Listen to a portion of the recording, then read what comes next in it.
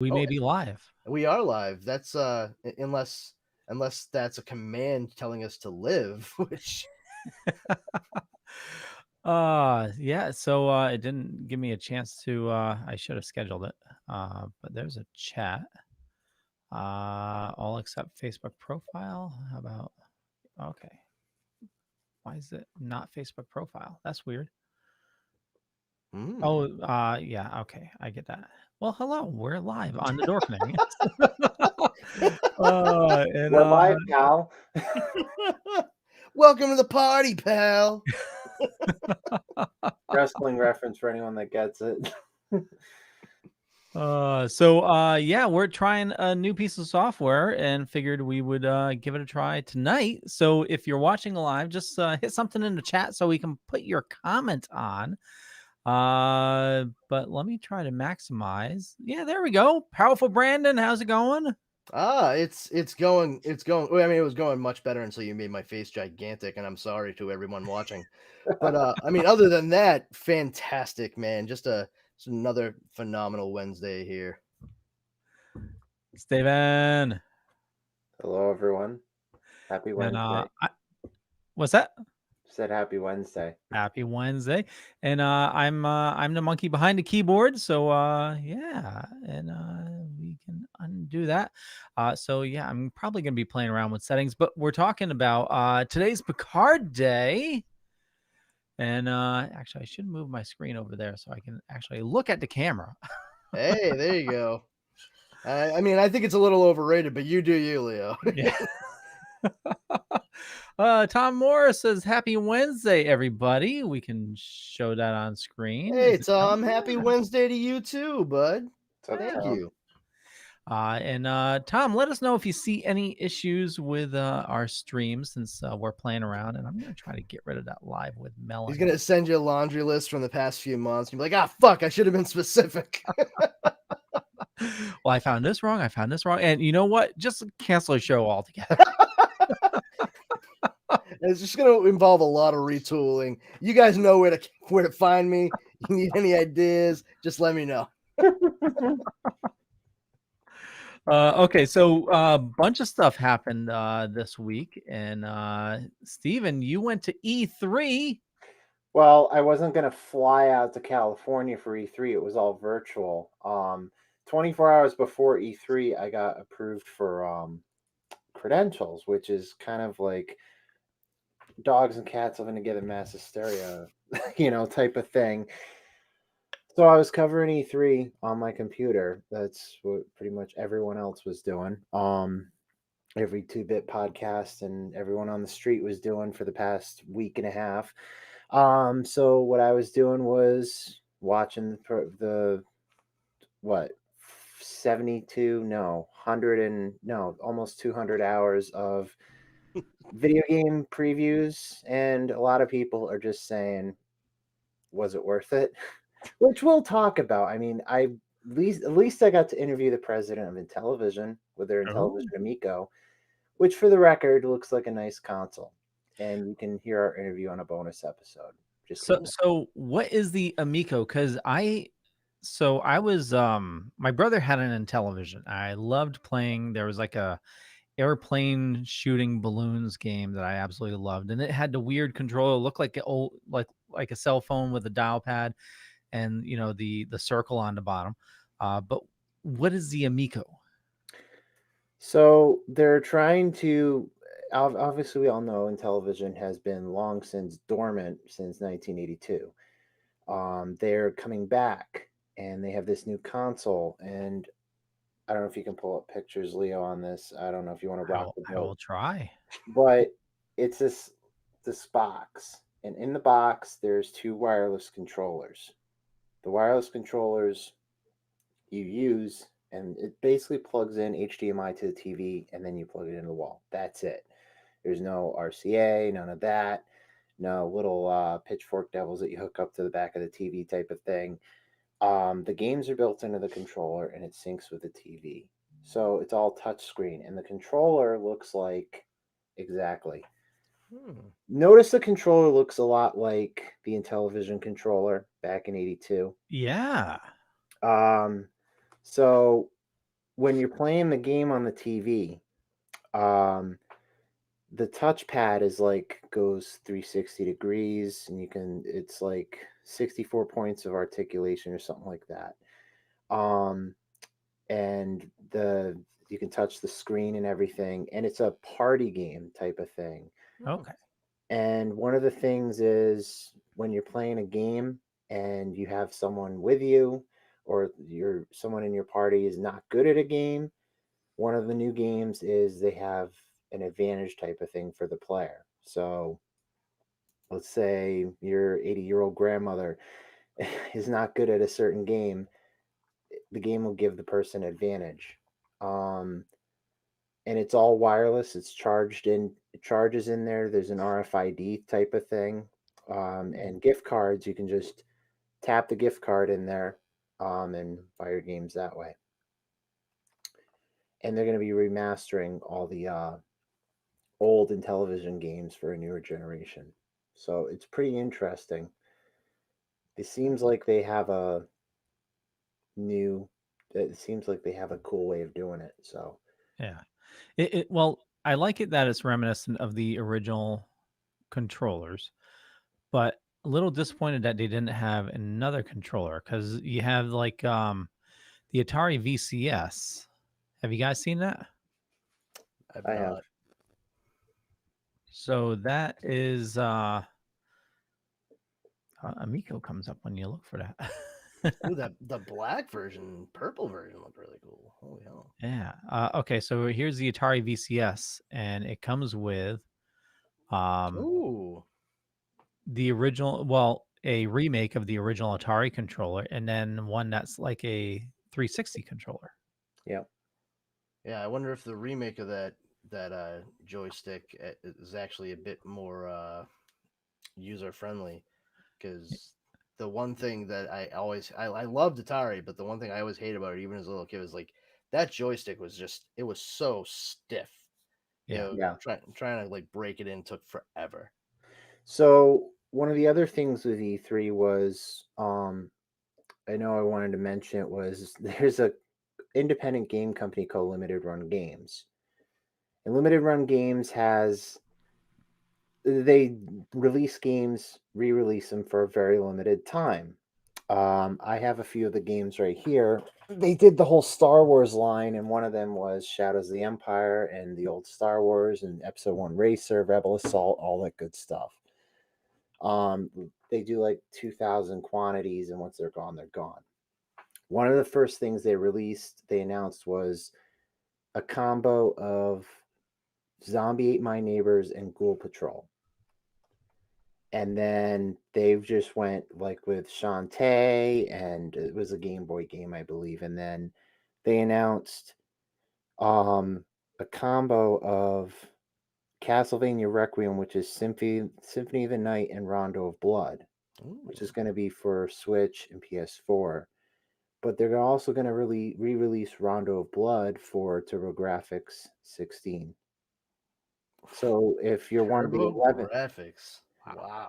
if you're one of the 11 people in the world that still has a TurboGrafx 16, you can. Hey, Slaughterhouse was awesome. Totally worth owning that entire system for. But the one thing What? that Wait a second. The TurboGrafx had a ton of awesome games. Name 6.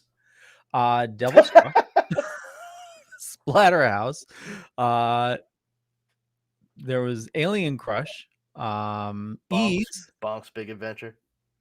Bonk's Big Adventure, yeah. And Bonk's Big Adventure 2. Oh yeah, yeah, They actually had a sequelized game for TurboGrafx 16. yeah, Those were fun. It was a fun system. It was just even at its zenith, it was difficult to come across many people that had one. yeah. Well, see, I worked for a, and I know I tell the story a lot, but I used to work for an import company, and so they had like we had all the Japanese games and all the systems and stuff like that. But funny thing is that when I first learned of the CD system for TurboGrafx, I'm downstairs in so it's I'm down in the back warehouse, and I hear somebody talking Japanese, and I'm like, who's in the sales room talking Japanese? I'm like freaked out. So I go there, and then they're playing Rambo, but the Japanese version on the TurboGrafx CD, and it like blew my mind away. Oh, And then the shit. guy was like, he had a it wasn't, it was a, not a demo copy, but it was like a, I forgot what it was. It was for ease. It was just like a production copy or something like that. It just had handwriting on it. And it freaking blew my mind. That's awesome. Yeah, yeah. But that was, long time ago, and a So lifetime far away. the final game they announced on limited run, which broke the internet, and while every video game nerd probably just crap their pants, was Plumbers Don't Wear Ties, which is one of the worst video games ever made. Okay, good. I'm glad you said something because you had mentioned this previously, and I saw that, and I was like, I literally have no idea what that is. Yeah, I thought same it was here. I thought it was like some kind of like play on like You guys Mario have not Brothers. seen the AVGN episode of that? No. All right, I'm sending it to you in the private chat after this. Okay. But yeah, it is infamous for being one of the worst Wow. games ever. And so people were clamoring for this. Yeah, because it was their most requested game ever to do. But on to another example. Microsoft and Bethesda did another announcement. They did like Microsoft Flight Simulator is going to be on the Xbox Series X. Ooh. Diablo 2 will be remastered. And one of the big things was an Avatar game. Avatar Frontiers of Pandora. So we'll probably get this game before Avatar 2. Yeah, well, This game comes out in 2022, but it's just kind of an in-joke everyone on Twitter was making. it makes perfect sense. Why wouldn't the game come out before any of the 15 planned sequels or whatever it is? But the one I'm sure we're all going to be talking about right now is Nintendo Direct, which concluded E3 and pissed Leo off. And we were talking about it before the show.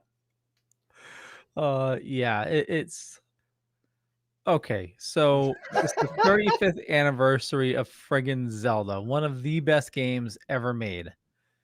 And we're getting Never a heard of it. HD version of the worst Zelda. Wait, what was that? Powerful, Brandon? I said never heard of it. So all they're giving us for the 35th anniversary is a remake in HD of the worst Zelda game ever. Hold on. Let me change his name real quick.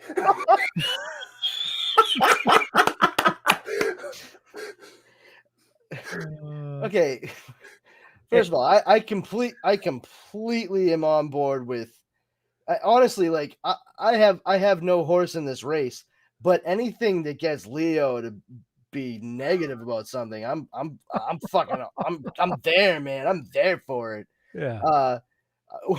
I don't know that I would describe or qualify The Legend of Zelda as the worst of the games. No. Skyward Sword. Oh! Skyward Sword, the HD version of Skyward Oh, Sword. I'm sorry. Oh, Jesus. So all we're getting this year for the Yeah, it's 35th freaking anniversary weak. is the HD version of Skyward Sword and a Game & Watch of Zelda yeah. 2: The Adventure of Link. No, it has Zelda, Zelda 2, and the Game Boy version of Zelda. Yeah, which is Link's Adventure. Yeah. Yeah, which is just the Game Boy version of Zelda: A Link to the Past. So, which they took Link's Awakening and then just re-released it for like the third time on a new system for Nintendo Switch like a year and a half ago. And I'd like to say like, oh, how fucking dare they, except I bought it and played it. So Same here. Same here. like I sat there, I was like, these fucking assholes, how many times can they take the same game and release it on different consoles every few years, and these fucking schmucks just go out in there and buy them all up, like no problem, they don't even question it. My wife was like, so when is it going to be here? And I was like, Wednesday. So Leo did call one thing right before it went live, and he was like, "It comes out. This live stream comes out at 12 noon. Breath of the Wild 2." He was speculating Breath of the Wild 2. They announced it, but we're getting it on 2022. Yeah. So Breath of the Wild 2, 2022, 222. So hold on, it gets better. Ooh. It's scheduled for holiday 2022, so the end of 2022, and they're already speculating they're not going to make that date. So we're most likely getting it in 2023. Oh boy, how's it gonna get into everybody's hands? And Is it gonna be Nintendo that gives it to you, or is Uptown Funk gonna give it to you? You don't believe me? Just watch. oh yeah. And what the hell? You turn into a drop of water? What the hell is that? I guess that's one way of calling him a drip. I don't know. I mean, give them credit where credit was due. I mean, they did what they could during a pandemic. Oh, I mean, it's totally understandable. But I mean, they've been working on this game before the pandemic, and yeah, I know, I understand how it can be late, but they could have done something for the 35th anniversary. You know, I totally give them a pass on Breath of the Wild 2. I feel like they would argue they did do something. I mean, to be fair, it's the 40th anniversary of Donkey Kong, and they didn't do anything for that. But they also We got Godzilla versus Donkey Kong. You mean Reptar versus Thorg? No, did you miss that picture that I had? Whoop, whoop, whoop, whoop, whoop, woo. I mean, to be fair, when they mentioned, at least they gave a nod to Metroid when they announced Metroid 5. Oh yes, that does. You mean where Samus looks like the eventual human cybernetic hybrid of an actual like human female and Eve from Wall-E? Yeah. Because what? I was like, oh, so that's what happens if you fuck a PlayStation 5. Like no one else thought that. I was the only guy. Like what is Nintendo doing? Are they just sticking their dicks in anything over there? Because this is unsettling. Well, yeah, the robot that it looks like, you know, it's hunting you and you need to hide from it at times. So I played that game before. It's a classic. Alien Isolation. Yeah, but why? I like it that they went old school and they gave us a side scroller, because we've been dying for a side scroller Metroid for a while. Just side scrollers in general, man. Yeah. I love them so much. That's why I'm obsessed. Like I've mentioned it briefly before. I'm obsessed with the Odd World games. The first couple of ones, I love them so much, and I'm so psyched that they like just recently redid the second one is Soulstorm. So good, but that's so fucking great that they're doing that for Metroid again. Yeah. Yeah. Yeah. So I mean, getting back on Zelda, I mean, they could have taken the original Zelda. That's what Link said. Okay. I mean, they could have like given us some sort of like remaster, like take Link to the Past and throw it on a new engine that they use for Link's Awakening, you know, or Legend of Zelda, and done the same thing. You know, just throw it, you know, a new skin on it, give us some new graphics. How about?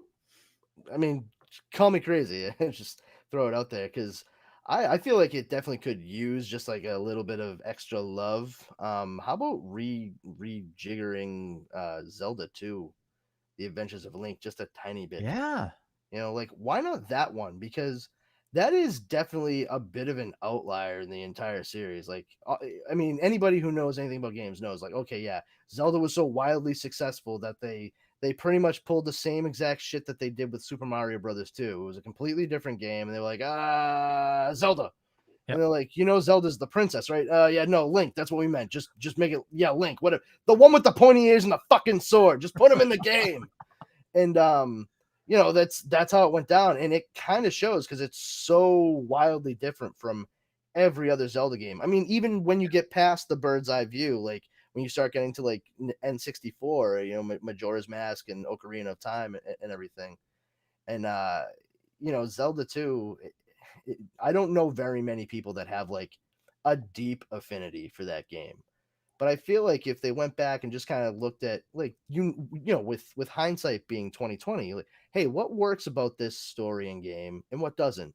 All right, let's try to get it more towards the things that work and just like put it back out there and say like, hey everyone, remember that game that you were a bit ambivalent about? We think we did it a lot better this time. Have fun. I think a lot more people would be excited about seeing that than like the 15th fucking version of the same game yet again.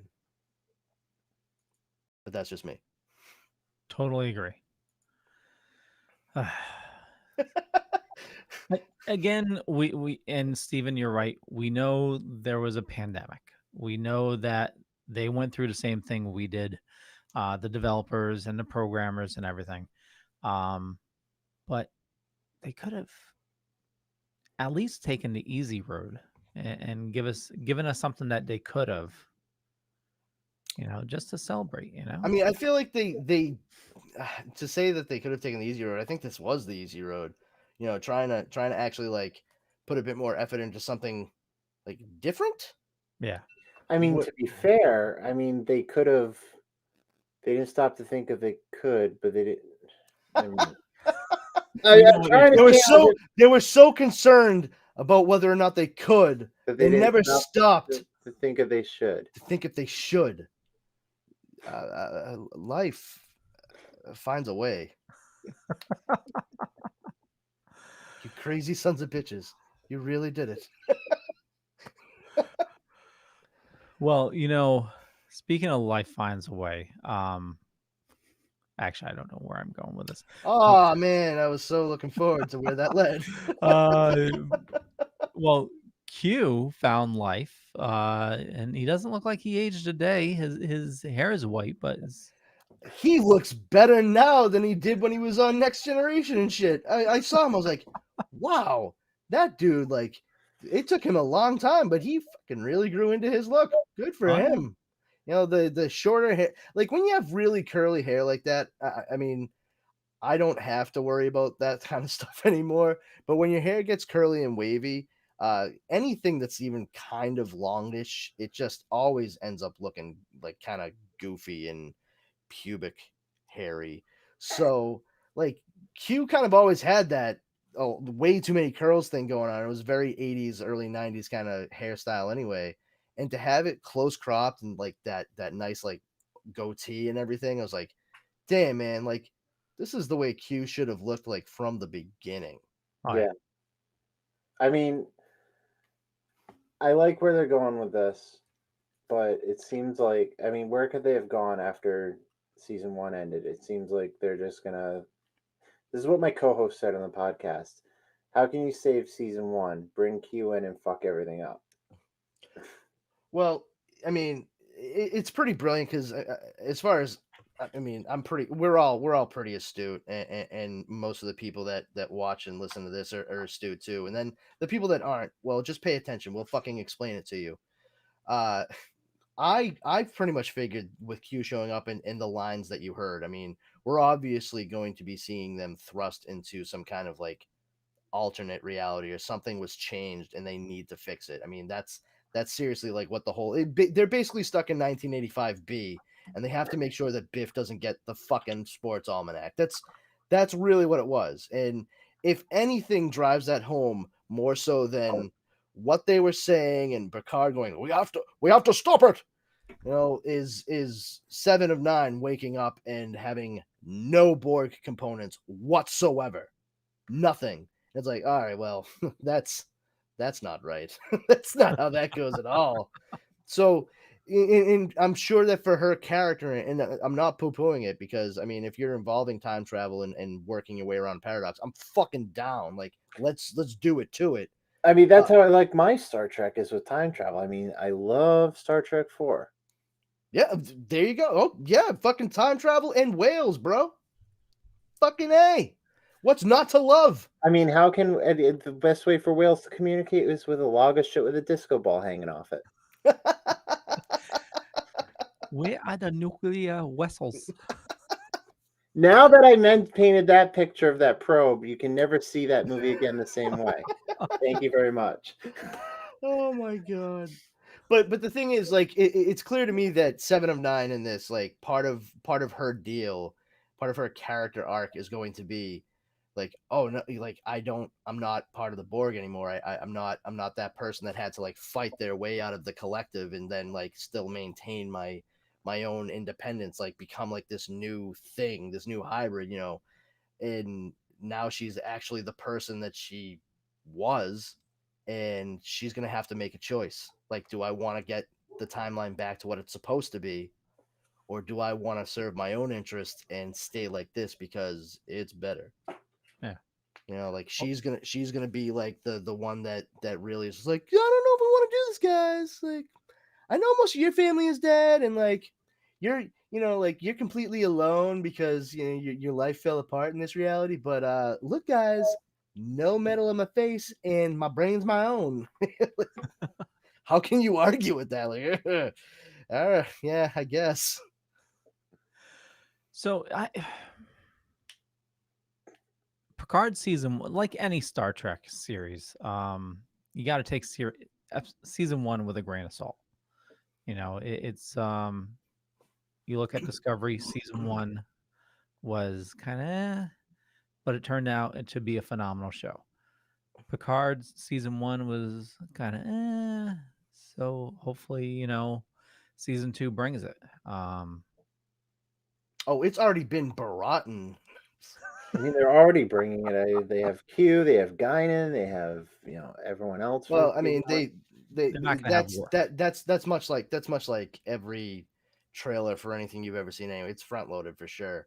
You get a sizzle reel like that, and you got to think about the fact, like, oh, what a bunch of fun 1 second clips we just saw. Wait a minute, how many episodes are in this entire season? And they're how long? Maybe these few seconds aren't everything.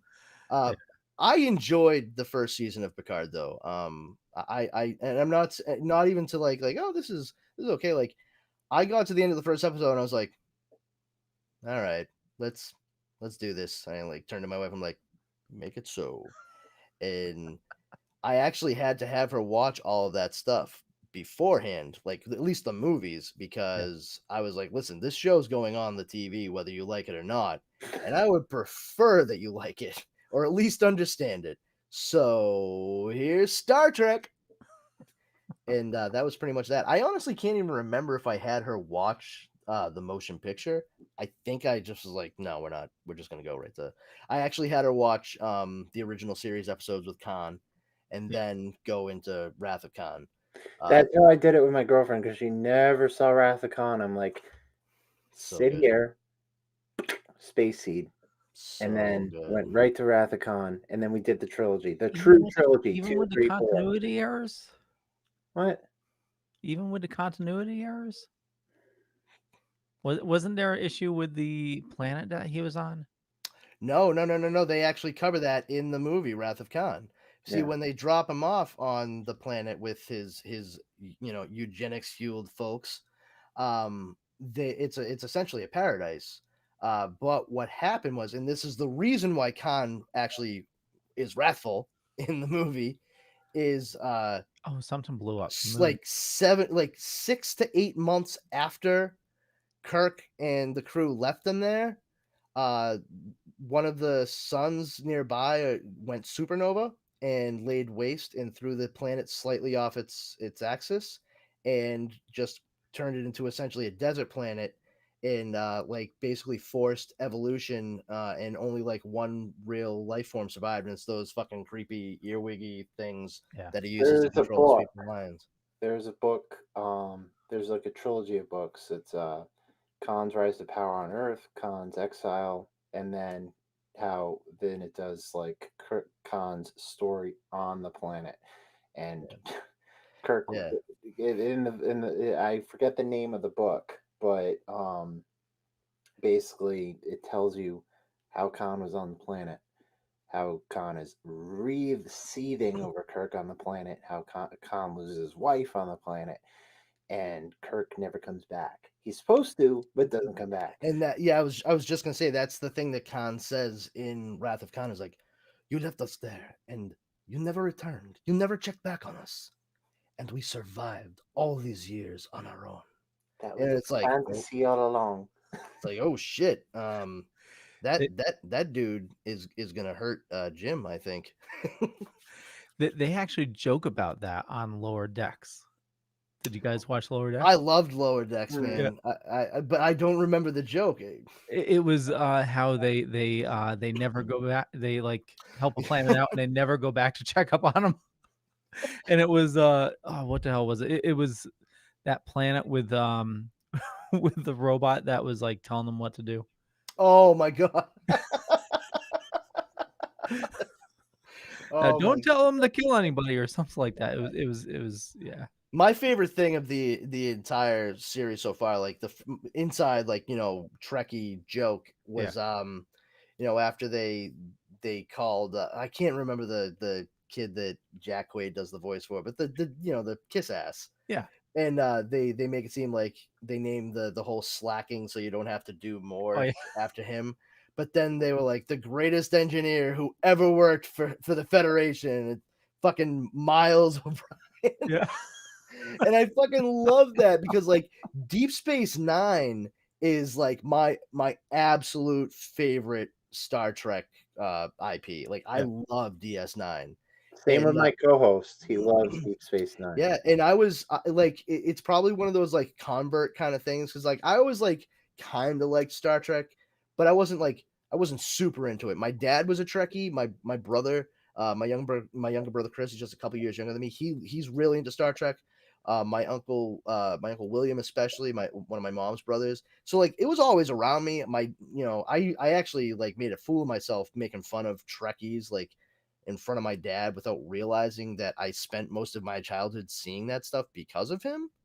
And I was like, what a bunch of fucking nerds. And my dad was like, you know, I used to stay home like every Tuesday night in 1960 blah, blah, blah, to watch every episode of Star Trek. And I was like, I did not know that, you fucking nerd. Brandon, did you see the What We Left Behind, this Star Trek Deep Space Nine documentary?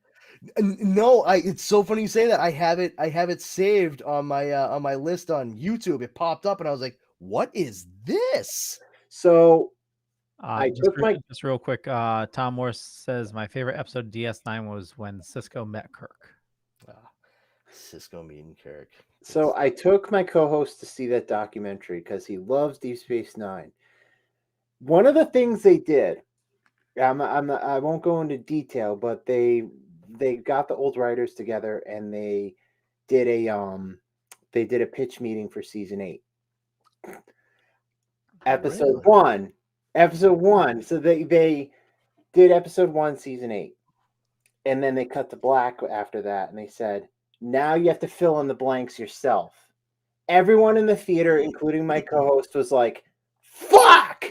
God damn it! Someone next to us, behind us, threw their popcorn across the theater because they were pissed. Well, at least they had a clear, level-headed reaction to that very innocuous statement. Yikes. Yikes! Like, whoa, Scoob! My roll! Like, fucking get the fuck out of there, man. Now, it blew my mind, too, because, like, when I watched that show, I had a very different personal connection and not like the themes or like, oh, I lost my dad and, you know, Cisco's lost so many people. He lost his mom. She was an alien and blah, blah, blah. Nope, none of that. No, nothing like trying to like connect to themes. It was weird because I am originally from a little place called Charlestown in Boston.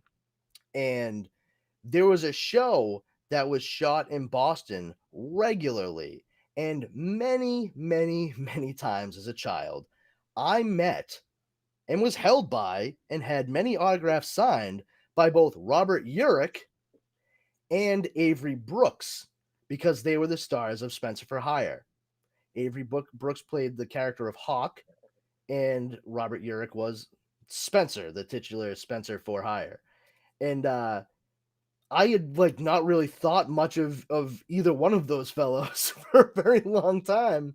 And when my buddy sat me down to watch Deep Space Nine, I was not familiar with it. And he turned it on and he immediately was just like, "Oh, hey, that's Mr. Brooks." And he was like, "Yes, that is his name." I'm like, "No, he's like a really nice guy though. Like really nice." And he immediately paused. He was like, "What the fuck are you talking about? What do you mean? How do you know he's nice?" I'm like, "Because he was always really nice to me." And he's like, I mean, just like what? And he's just like, "Yeah, when? How many times? What day? What year? Like, do you have any of it left?" I'm like, "I think my mom has stuff in a life box, but I'm not gonna go dig through that shit for you. You can just take me at my fucking word. You don't believe it? Look it up on IMDb. They fucking shot that shit in my hometown, bro. All over Bunker Hill. You couldn't fucking throw a stone without hitting a crew member from Spencer for Hire or Robert Urich." But yeah, it was really cool. So like I actually had like that 1 degree of separation for a lot of Star Trek because of where I lived as a kid. Nice.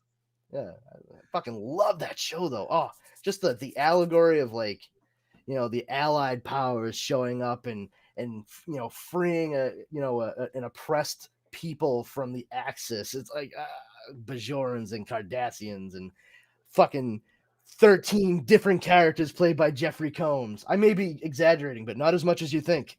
I will say, definitely check out the documentary when you can. Leo, I I know will. you don't. I know you don't like Deep Space Nine, but it's something worth checking out. Okay. Yeah. For some reason, Deep Space Nine didn't catch me. It was. That's cool though. Nothing wrong with. I mean, there's so much in Star Trek that like Yeah. you don't have to like or love every single thing. I mean, so long as you don't get your panties in a fucking wad about it. Not you in Totally. particular. I just mean like the gen. As long as one doesn't do that. Yeah. Yeah. Don't get like the fanboys that I Yeah, will say the one thing I like about the documentary that I wasn't get I my after we saw the documentary, I never saw a single episode until my co-host sat me down and made you. watched every single episode. Um, but I loved the musical number in the beginning and in the credits with Jeffrey Combs' character and Quark and Rom. I loved they did a musical number together. Oh no, it was incredible. One of my favorite things about it was because I mean, Wrath of Khan is such a high watermark for Star Trek altogether. I mean, just the way that story movie was executed, it was just beautiful and brutal. And the thing is to watch Deep Space Nine, I because I don't know so much about Star Trek as much as like my friend Mike did. Um, when they started kind of keying in on Julian, the doctor on DS9, and he was like, "Oh, you're really gonna like what they tell you about this character." I was like, "Am I? Are you sure about that?" And no, he was absolutely 100% correct. But I actually brought it a step further. It's like, so he was genetically engineered. He is a direct result of the eugenics war, and he hides who he is simply because he wants to be part of the greater good of the Federation, and he wants to be a doctor to help people. Like that's what he wants to do. He just wants to help people. And I'm like, so you mean this guy has like basically superpowers, and he hides it all under this like mild mannered persona so he can help people, but he still ends up in the hub of a place where any news about bad things happening will definitely come his way. My buddy Mike was like, "Yeah." I'm like, "So Superman?" And he was like, "Oh fuck, I never even got the whole Clark Kent thing." I was like, "How do you not?" But when they had William Sadler show up as Section 31, the Men in Black of the Federation don't officially exist. I had never even heard of such a thing for Star Trek, and I loved it. And then I found out a lot of people hate it. Like they do not like that. And I was thrown for a loop. And I guess it's because so basically a lot of those same people had problem with Picard season 1. They look at it like, no, no, no, this is not what society is supposed to be. Like the Federation has said, like, the currency is knowledge and bettering yourself. Like that's what the future is all about. But to look at it, it's like, yeah, but every utopia has like a cost, like there's a price for it, and these are the guys and gals that like pay that price. They forego. It's sort of like Chiwetel Ejiofor in Serenity. He's like, I'm doing this to build a better world. It's like, oh yeah, you think the world's gonna be that much better when you're done? It's like, no, you fucking idiot. I'm not gonna live in that world. Like that's not why I'm doing this. I'm doing this so other people can live in it. And that's what all that is. And it takes it a step further from the idea of there's like kind of weird dark stuff going on that they don't want anybody to know about in DS9 to in Picard itself. Like they bring it to like, oh yeah, that whole like the idea the idea of like a socialist utopia where everybody is doing all this stuff. Yeah, well, what do you think the people who aren't part of that system are doing? And we got a good glimpse at it, and I know it pissed a lot of people off because it went to some less than shiny corners of the universe that they've built, the world that they've built in Star Trek. And I, for one, thought that was great because Gene Roddenberry's idea of starting it where, like, okay, society has gotten to this point and where we're just, where we're just trying to go out and discover new things, learn. That's fine. And Enterprise was trying to touch upon that when it came out, where they were like, hey, this is the beginning. So, like, we were still finding our footing as human beings, but learning how to be citizens of a larger coalition that included more than just ourselves. But when you get to Picard, it's like, oh, so this is so many hundreds and hundreds of years later. And the part that we have been thrown so often, like that front portion that Gene Roddenberry dictated, that's been what we think of when it comes to Star Trek. And I just really liked it. That was like here, and Picard was showing us everything on the other side right here.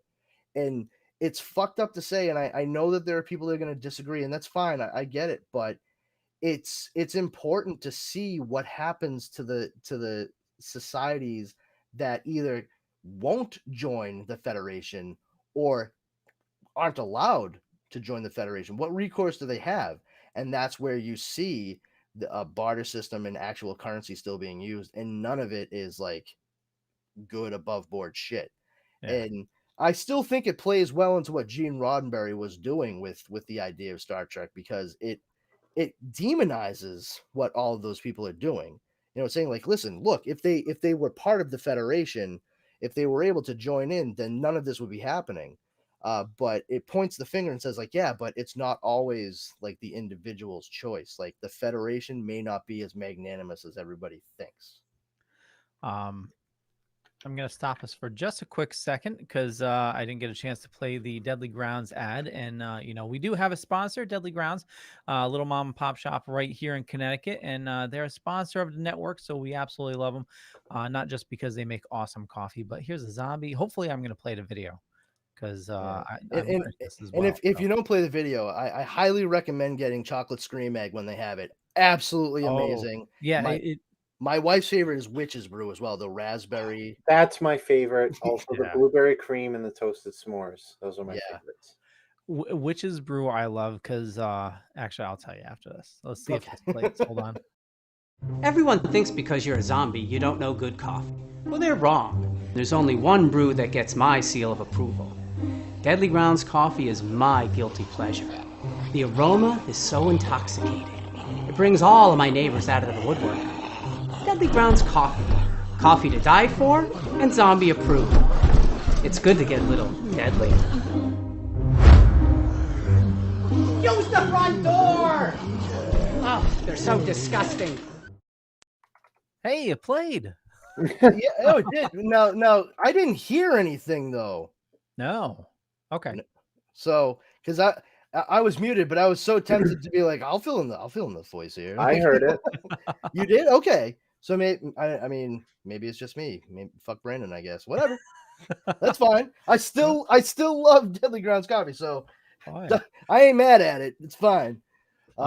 So the chocolate raspberry, Yes, witch's back brew, in chocolate the raspberry. back in the 90s, I just said it, and my wife's walking by. She's like, "What?" I used to work for GNC, and back in the 90s, I was big into weightlifting, and there was this stuff we sold called Metaform Heat, and Okay. so they had multiple flavors. Actually, I think there was only two. There was chocolate raspberry and there was orange. And chocolate raspberry was the only one that I could get down. Uh, it was the nastiest tasting thing you could ever have, but it had a hint of chocolate raspberry. And A hint. a hint of chocolate raspberry. But the thing is, back in the 90s, we were all, footloose and friendly free or whatever. Footloose and fancy free, huh? Yeah. About, what people ingested and what was legal and not. So Metaform Heat at the time, some crazy scientists figured out that if you mixed aspirin, caffeine, and at that time the legal form of speed. Yeah, I was gonna make a meth joke, but you're doing it for me, so go nuts. It like quadrupled the effect of the speed. And Oh, excellent. it is probably why I have a heart problem now, but What was the name of it again? Metaform Heat. Yeah, see, the joke I was gonna make was should have been Methaform Heat, eh? So here's the thing. Working at GNC, I literally told people, this stuff has killed people. But it So works. you're gonna want to. No, here's the thing. And GNC was evil because we worked on commission, but I never lied to anybody. I said, this stuff has actually killed people, but it works. I couldn't keep it on the shelves. They actually lowered the commission on it because I was selling so much of it. Wow, that's pretty good. But you will lose weight. Just to let you know, the human soul supposedly weighs 21 grams, and you'll lose that no problem. At least that. Yeah. So getting back to Deadly Crowns, when I first tasted the witch's brew, it like something clicked into my head because it was like, oh shit, I remember that. Oh my god, yes. Give me more. Excuse me, do you have any of this for snorting? What did you say? For drinking. I definitely said for drinking. Excuse me, you got any more of that Hey, you know that you get that witch out back with the I'll suck her dick. I'll give it chocolate, raspberry. Just give me the fucking shit. You're really itchy there. Yeah. This fucking thing. Rip your own eye out. Yeah. So yeah, that's my story. It was I can't believe that shit was legal for a time, Yeah, well, I mean, cocaine used to be in Coca-Cola, so Yeah. it all sounds right to me, baby. But yeah, so moving past the delicious coffees that everyone should definitely check out at Deadly Grounds. Like, yes, I know we are talking still, about Witch's Brew, but I cannot stress enough that chocolate scream egg, man. Yeah. Oh, I still need to get that the s'mores flavored. It's really good. Yeah.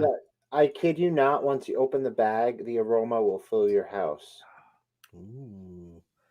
Nice. Also, side note, if you want a really good coffee combination, try the Witch's Brew and blueberry cream. Okay. All right. That's probably my favorite combination. I'll mention that to my wife because she definitely like goes. She drinks more coffee. You ever blueberry cream with Witch's Brew coffee from Deadly Grounds? I think they can actually hear you go. We could. Yes, they could.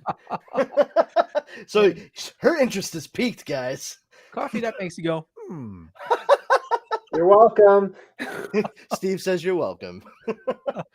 But yeah, I first tried them at ScareCon Yeah. a few years back, and like I said, not much of a coffee drinker, but I took one of their samples and I was just like, what the Oh, these are free, right? And I was like, "Ah!" Like, those were different flavors, man. I don't give a fuck. When I drink Deadly Grounds coffee, it's like I'm standing on top of the world. Yeah. But yeah, speaking of being on top of the world, this past week, did you guys see any of the He-Man and the Masters of the Universe Revelation stuff that have been released? I I saw the saw trailer. trailer. Excellent. Yep. I really enjoyed the trailer. But Kevin Smith did like a little video that he released like the next day that I thought was pretty cool, just talking about Yeah. getting involved with it. And I love Kevin Smith. I'm a big Smith fan, especially Buick Universe stuff. And Jersey Girl. I don't give a fuck what anybody says. I love that movie. It's adorable, and people should have given it a chance just because Kevin Smith did it. And Oh, yeah. fucking, Totally agree. I thought it was really well done, and it was unfairly treated just mostly because of the fact that Ben Affleck and Jennifer Lopez were in it for like 5 minutes together at the beginning. Yeah. But I gotta say, it was really nice to see him talking about him being nostalgic without like tearing up. That was great. That trailer though, man, absolutely loved it. Yeah. My wife knows next to nothing about He-Man, which is par for the course. Honestly, like one of these days she's gonna point at the fucking television and just be like, "What is rectangle?" Like, I swear to fucking God, lady, you're just doing this on purpose now. But yeah, man, she watched it. She was like, "Wow, that looks pretty good." But even right away, she was like, "Is that Mark Hamill doing Skeletor's voice?" I'm like, "Even you can fucking tell, magnificent." But it amuses me, the comparisons that people make fairly consistently, even back when they were making Mattel was making the original action figure line. Is never mind Star Wars, they focus on one figure, He-Man. It's like, oh, he's like the Superman of their line. It's always like Superman, like that young boy power fantasy. And you guys have probably heard that numerous times in different documentaries or video clips or whatever.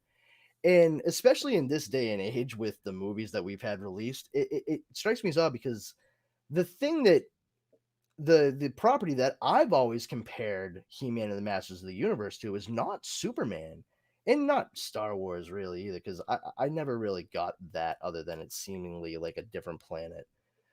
It's Shazam, Captain Marvel.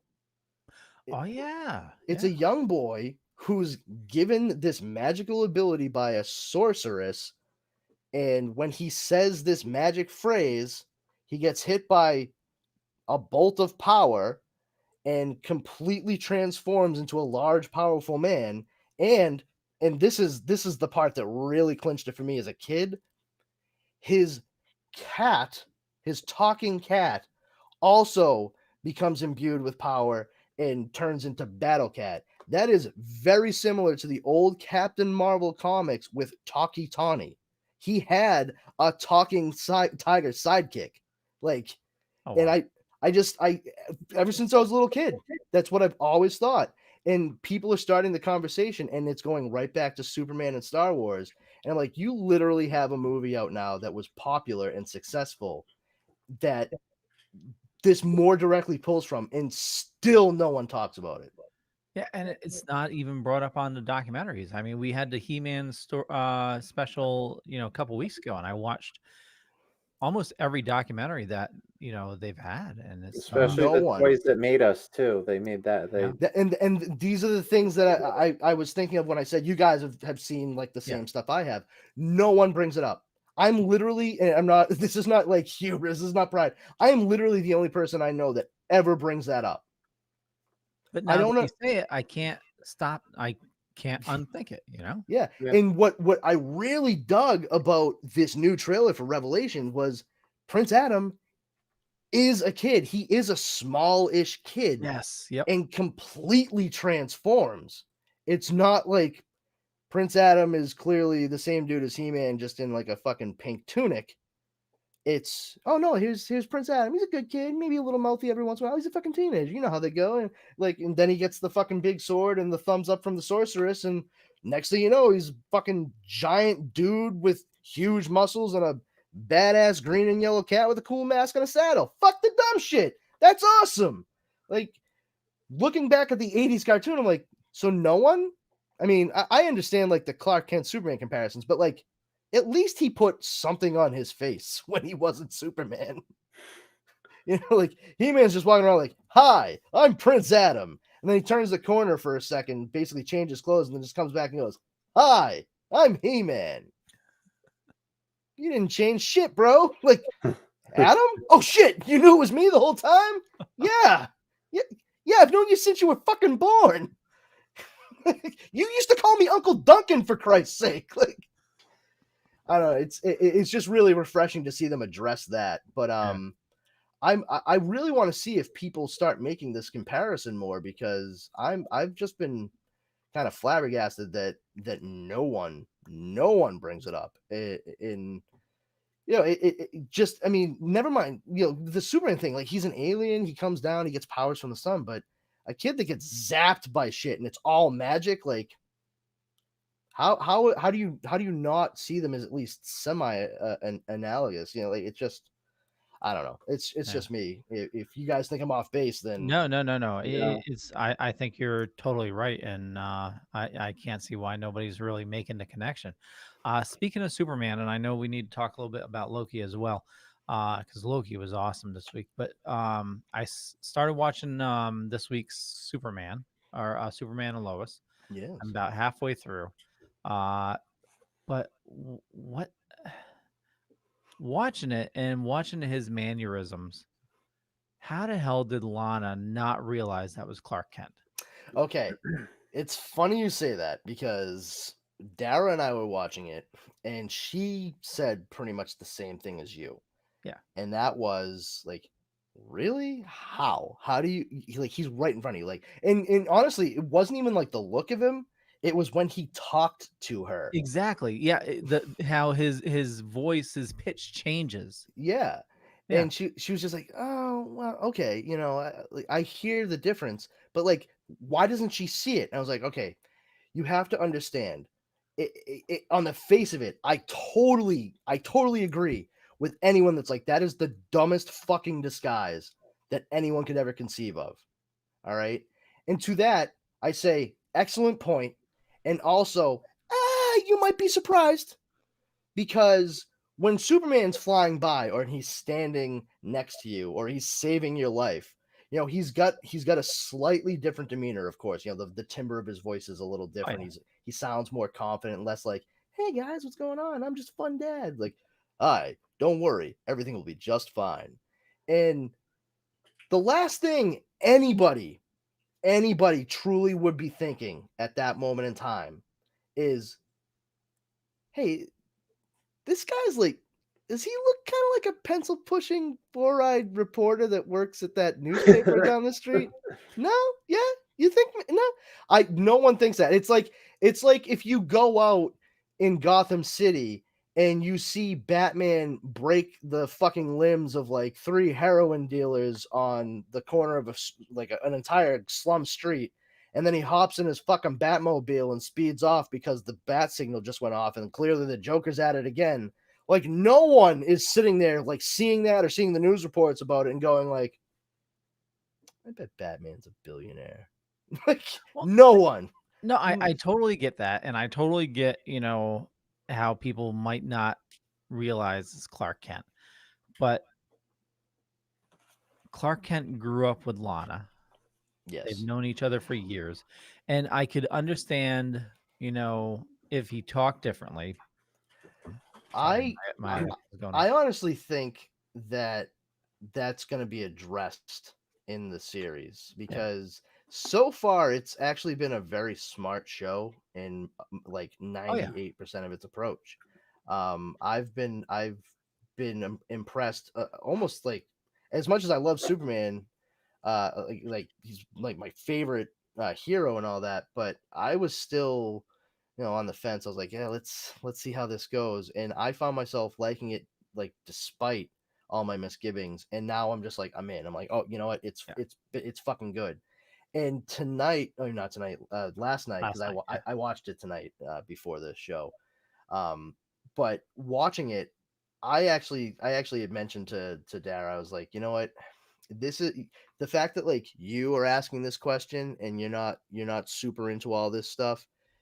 That's probably something that they've taken into account. And I would not be shocked if they do some kind of variation, like a play on, and it's going to sound silly, but I don't think they'll do it like campy kitschy like it was done previously.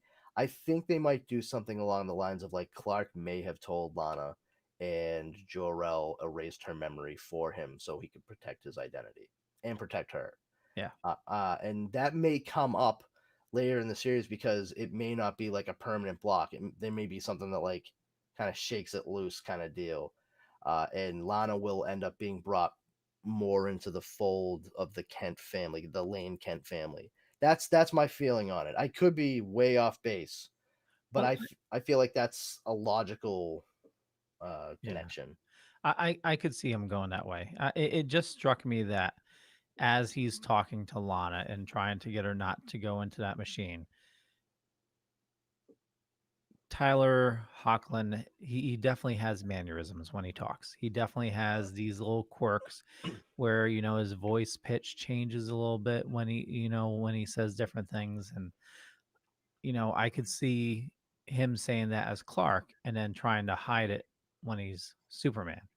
But Mhm. he was talking with the same mannerisms and it was very Tyler Hoechlinish, Yeah. the way he was talking. And it was, that's the only thing. And I know it's Superman. I know it's a story, and we have to look at it with uh, uh rose-colored glasses. But Well, I will say, I do like there's a very different aspect to Clark Kent that's being played up in this show that we've not seen in any other incarnation previously, and that is dorky dad, yeah, and he plays it so well with so much aplomb.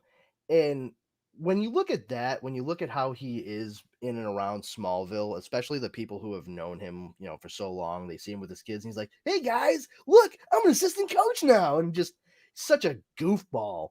You could see there's a clear cut difference between that character he's playing and then when he's in the blue and red tights. yeah, But like this episode, I think the not really changing how he was speaking or moving while he was talking to Lana was done purposely. I think it was done to put the audience a little bit on edge and be like, what, is she gonna figure it out? Like, what's gonna happen here? yeah. And I mean, they went way past that. It wasn't even like, oh, is she gonna figure it out? It's like, oh, like straight up, you know, this happens. And I don't want to say anything else because you haven't finished seeing the episode, but No, like no, no. I'm about halfway through. So yeah, but like yeah, this happens and it's like, oh, all right, well that's a fun conversation, and you'll see what I'm talking about. But okay, I think it might have been done a bit on purpose because they yeah, haven't really slipped like that in any other point in the show so far. okay. Yeah, but I'm enjoying it. So it's yeah, Oh, wait hopefully, till you see the preview, the commercial for next week's episode. yeah. Oh yeah, I mean this isn't spoiling anything. It's a flashback episode. It's Oh. when he first became Superman, so it's more of the Fleischer suit. Yes. So because pictures of him in a suit leaked. Okay, Yes, nice, yes. very So cool, it's gonna be that old 1940s nice. Fleischer cartoon with the black and red. I love that S and that Yeah, costume. I did think it was funny a few episodes back, and you probably noticed it too.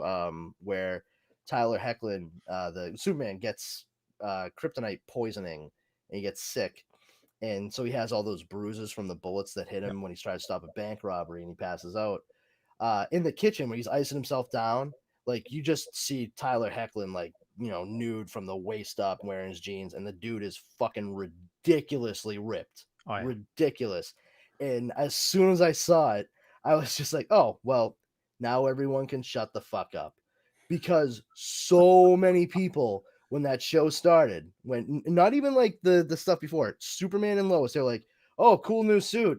and I guess cool new padded muscles, dickhead. And I was like, why do you jump to that conclusion? That's so Because insane. fanboys are fanboys, you know? It's the whole, and I know we talked about it before, but the whole negativity with It it was the right move though, like such a yeah, subtle thing, like to have him get hurt and like have to ice himself down. It was legitimate, it was organic, yeah. but it was still a great way to be like, hey, there's Tyler Hecklin with his shirt off. Shut the fuck up. That dude, like, I mean, for Christ's sake, like, if he came walking at me quickly, I'd be like, I don't know what I did, but I regret it immediately. You know, it was impressive. It like, you know, his arms really are that fucking big, gang. Like he's not fucking around. And you got to keep in mind, Tyler Hecklin. I know a lot of people might not realize this, but he was also one of the last few people that tested to play Clark Kent and Superman for Man of Steel. Oh, really?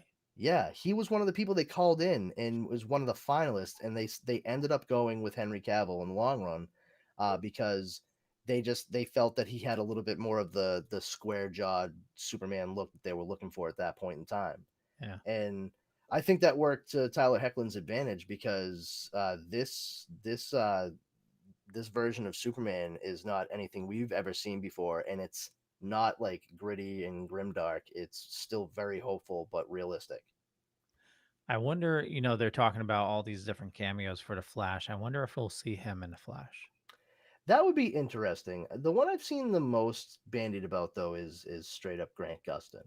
Yeah. And that makes sense because of the whole Ezra Miller showing up in the Crisis. Crisis on Yeah. Infinite Earths crossover. If they have Tyler Hecklin show up, that's cool. I'm all about both sides, both DC and Marvel movies embracing the multiverse aspect. I love it. That's my shit. Oh, And yeah. you know, I think it's a good idea that they should have been trying to branch into that direction a long time ago because you have comic books that are written and drawn by a bunch of different people and they're different stories and nobody gets fucking confused that reads comic books. You can do the same thing so long as you're honest with the audience and explain like, hey, this is the thing that you know, it's like it's just one story. So these people made this story and these people make this story. I like that. It adds to different takes and different perspectives on characters and motivations.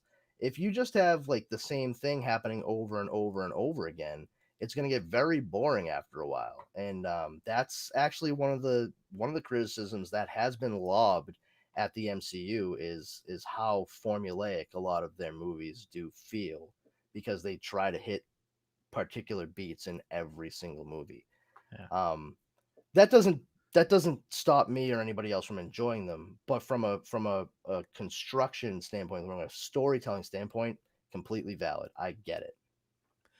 Well, you mentioned multiverse. I And did. Steven, did you watch Loki? Yes, I did. And I have one question. Mm-hmm. Who the fuck was that girl at the end? So, there is she could be one of two different people.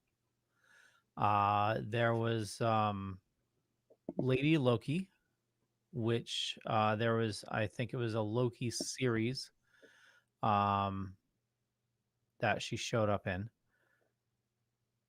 Or somebody mentioned that her character was in the credits is listed as Sylvie, and I guess that's a reference to Enchantress. But oh, well, yeah. Hmm. Well, shit. See, that's tricky. Okay. Well, I mean, if it's Enchantress, that is another thing. It's kind of funny because that's another thing that's happened now in these new Disney Plus television. Well, I shouldn't say television, but these new Disney Plus series, these limited series that they're doing.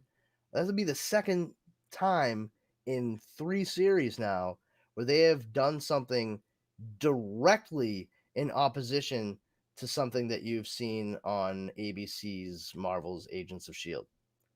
Yeah. And that would be Enchantress. She was in an episode chasing down Lady Sif, who had landed on Earth for an episode.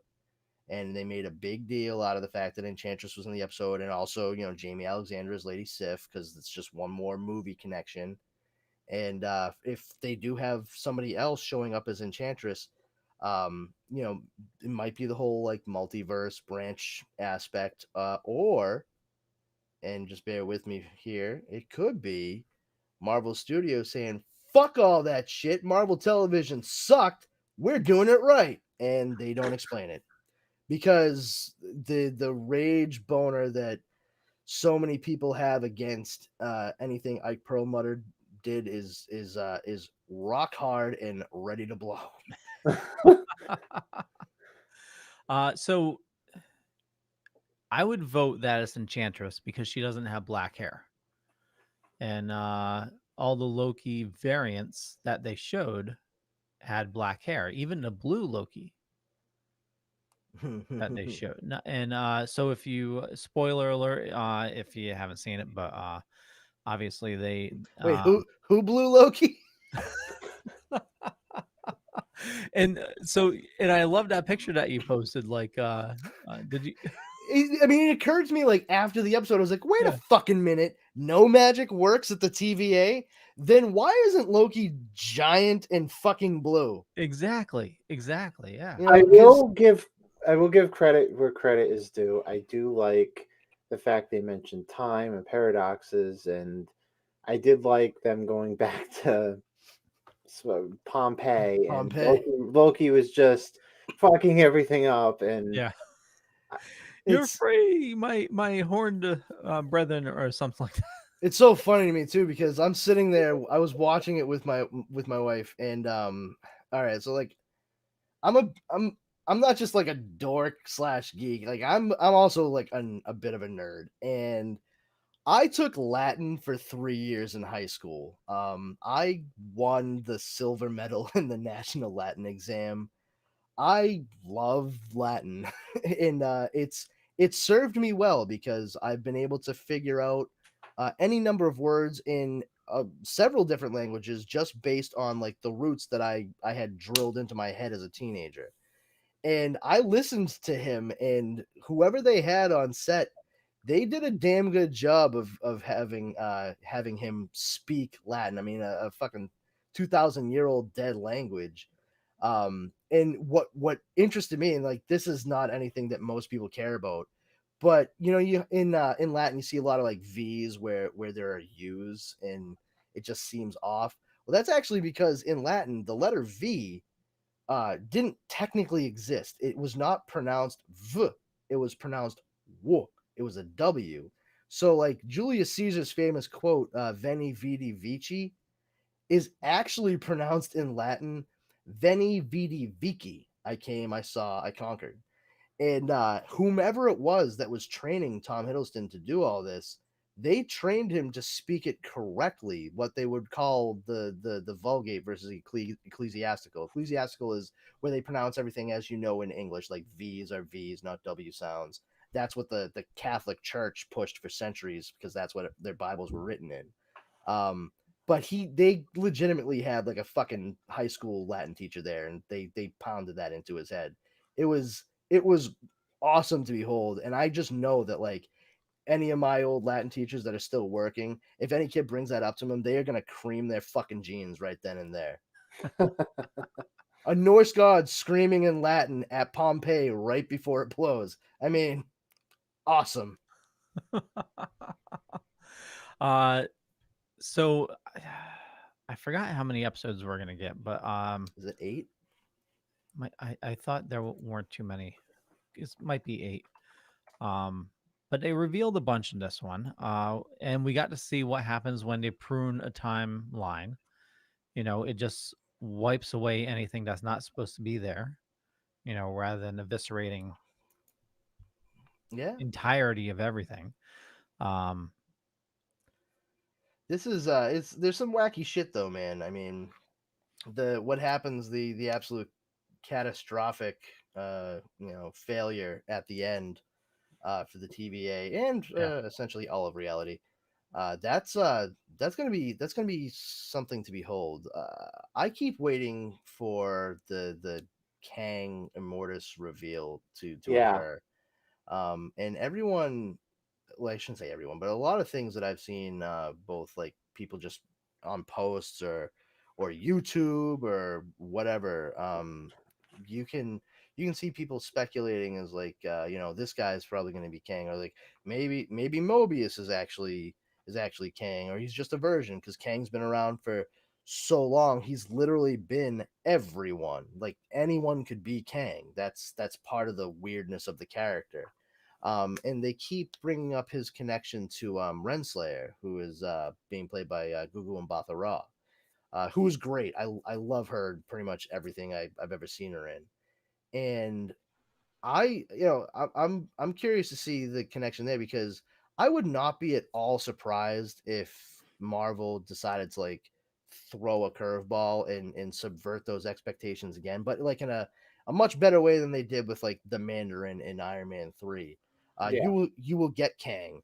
Yeah. I think we will get Kang, and the groundwork that everyone seems to be latching onto is like Renslayer is like sort of a romantic / amicable involvement with Kang over the years. I would not be surprised at all if they actually get to the point where they reveal after a fake out that she is actually Kang. Hmm. You know, Well, they've been. Sorry. Go no, ahead. no, I was just gonna say, and sorry, I had that chat on screen the whole time. Uh During this episode, I got a very Wizard of Oz feel. Hmm. Like the all great and powerful, we is behind the No, no, curtain. no! Don't look over there. Pay Yeah, attention here. exactly. As she was saying that, and I was thinking, it's probably nothing behind the curtain. It's probably her. Yeah, I mean that's kind of the feeling I was getting, and it was when she was trying to describe to Mobius like what the timekeepers were doing. Yeah, It exactly. Yep, sounded like bullshit. yep. Like she was just like, oh yeah, no, they're like doing the thing. Don't even worry about it. Like, you go find this crazy variant that's causing all kinds of trouble, and I'll just report back to the timekeepers like I do, and Yeah. they'll just keep unraveling time until we get this whole secret timeline completely straightened out. It's fine. It's fine. Don't worry about it. It's fine. And I'm like, uh-huh, right. Sure, whatever you say, lady. And the other thing is, I started thinking about Mobius and how he's just been there forever, and he's seemingly like kind of stuck in a loop kind of deal. And he's always like, why are all my trophies in your room? These are the cases I'm working on. And it's like, okay, yeah, we fucking get it. You're Owen Wilson playing a guy, and I'm just thinking, one of the first things they said to Loki when he showed up, like he's going through the whole process, was like, step through this, and if you're a robot or whatever, you'll die. And he's like, wait, what if I don't know I'm a robot? Do a lot of people not know that they're robots? What if Mobius is a fucking robot?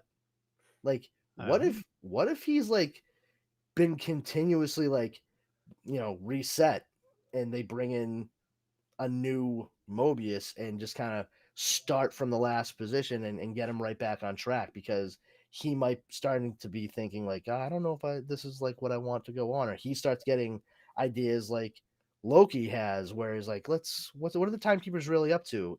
And I just feel like she has a connection to him, and it might be because of stuff like that. Like, he might be like one of their absolute best agents or whatever, but he also is the one that like goes off the fucking deep end because he's the best, and so they have to keep switch him on out. reset. Yeah. Yeah, What if they're all robots? yeah, there's that too, because I know in the comics, like the guards, for the most part, like the ones that like sent out in the field, they're robots, I think, and they have like the retcon cannons or whatever Yeah. they Oh yeah, have, yeah. which is they just change them into like those batons that they Yeah. have.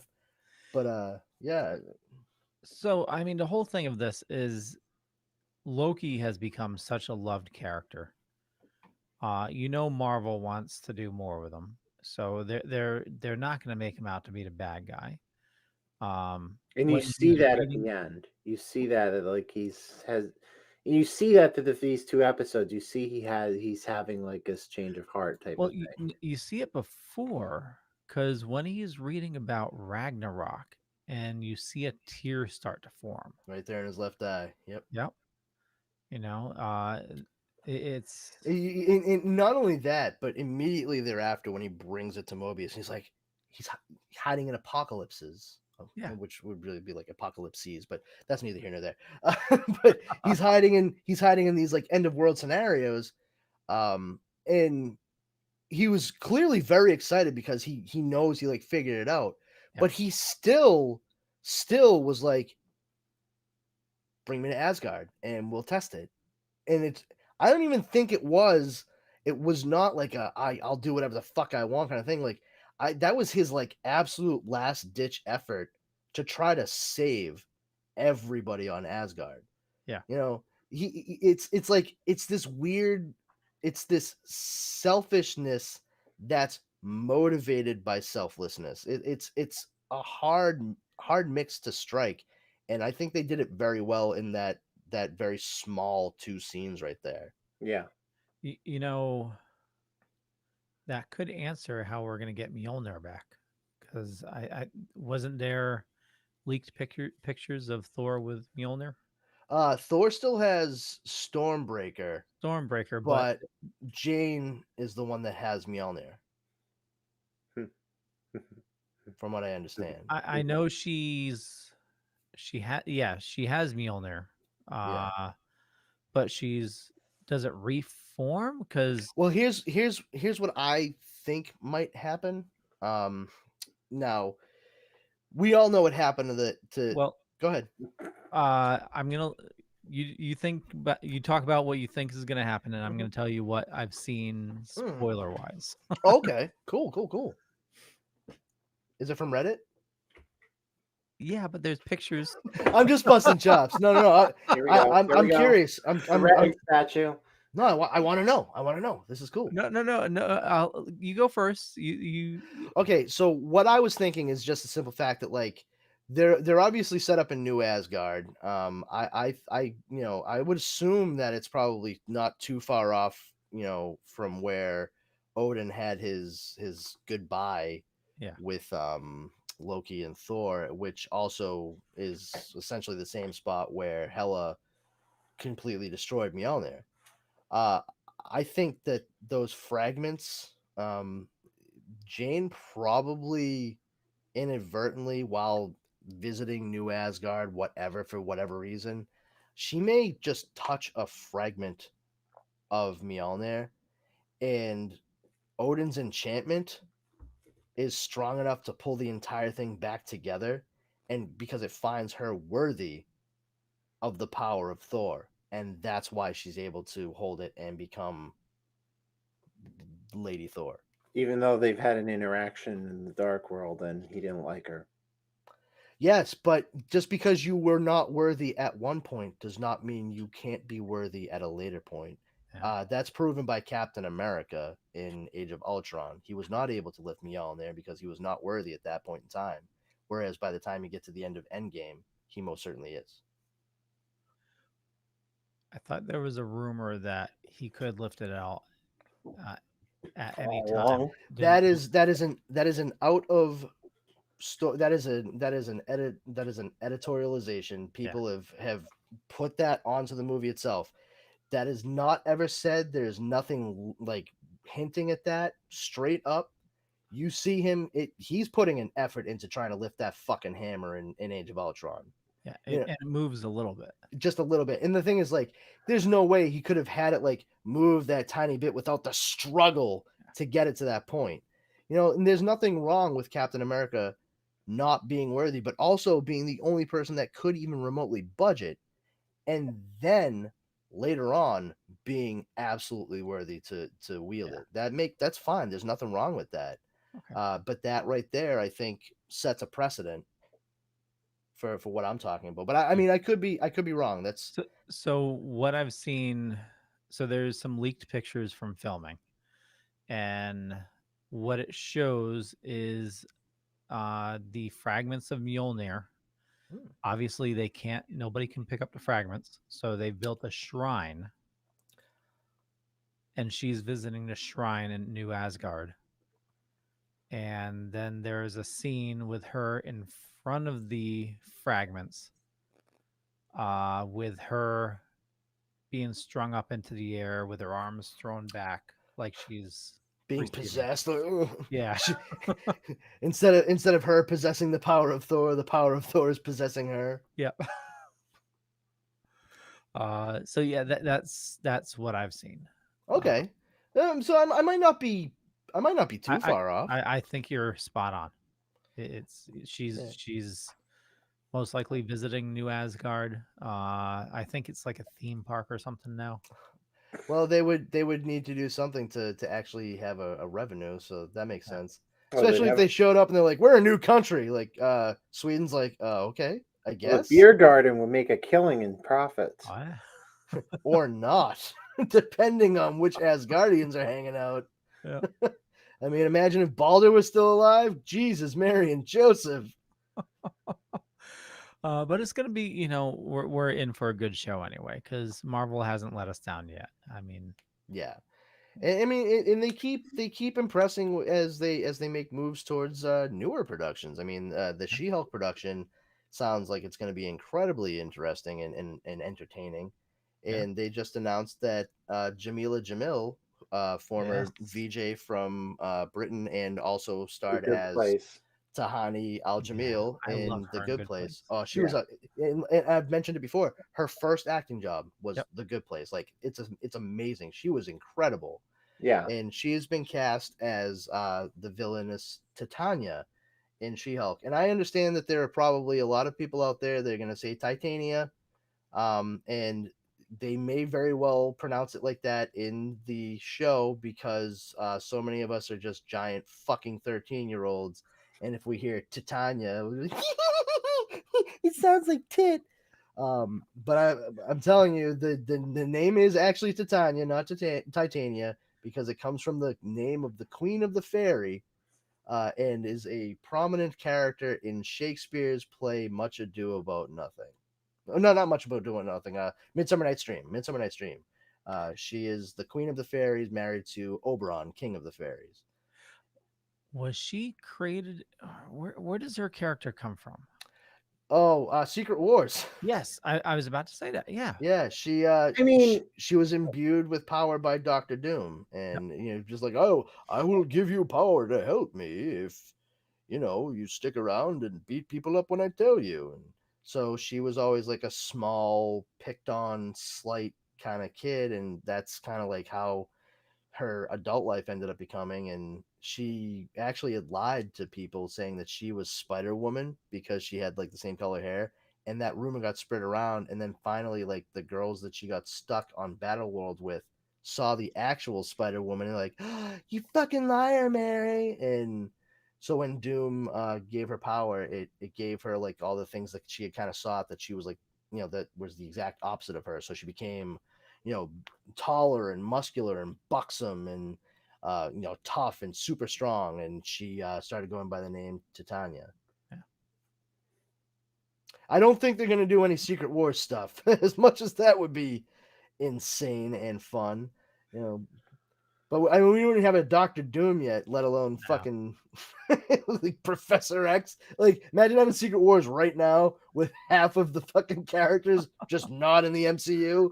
Uh, Just yeah. Spider-Man and Deadpool on fucking Battle World. Like, I guess we gotta stop this Beyonder guy. Yeah. So it'll be interesting.